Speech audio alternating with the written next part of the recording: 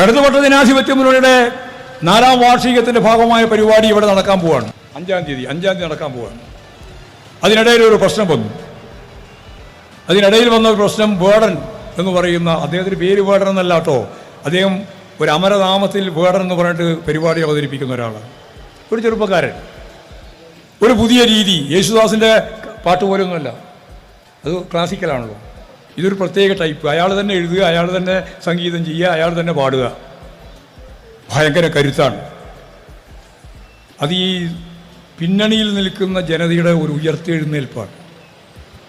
അതിനുവേണ്ടി അംബേദ്കറിനെ പറ്റി, അതുപോലെ തന്നെ വളരെ പ്രധാനപ്പെട്ട അത്തരത്തിലുള്ള നവോത്ഥാന നായകന്മാരെ പറ്റി, അവരെ പറ്റിയെല്ലാമുള്ള അതിശക്തിയായ രീതിയിലുള്ള കരുത്തുള്ള പാട്ടാണ് അദ്ദേഹം പാടുന്നത്.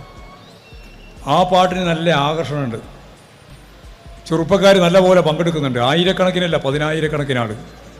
ഇവിടെ ഇടതുപക്ഷ ജനാധിപത്യ മുന്നണിയുടെ നേതാക്കന്മാരും പ്രവർത്തകരും ചോദിച്ചു, ഞങ്ങൾ ഈ 5-ാം തീയതി അതിൻ്റെ സമാപന പരിപാടിയുടെ ഭാഗമായി ഈ വേടൻ്റെ പരിപാടിയാണ് മുമ്പേ ബുക്ക് ചെയ്തത്. ആ പരിപാടി ഇന്നത്തെ പരിസ്ഥിതിയിൽ നമുക്ക് നടത്താൻ പാടുണ്ടോ എന്ന ചോദ്യം ഉന്നയിച്ചു.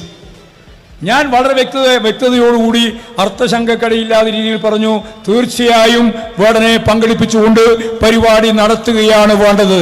തെറ്റ് തിരുത്താനുള്ള അവസരം നൽകി, തെറ്റ് തിരുത്തി അദ്ദേഹം ഇനിയും സമൂഹത്തിൻ്റെ ഭാഗമായി ചേർത്ത് നിർത്തി നമുക്ക് മുന്നോട്ടേക്ക് കൊണ്ടുപോകാൻ സാധിക്കുകയാണ് വേണ്ടത്.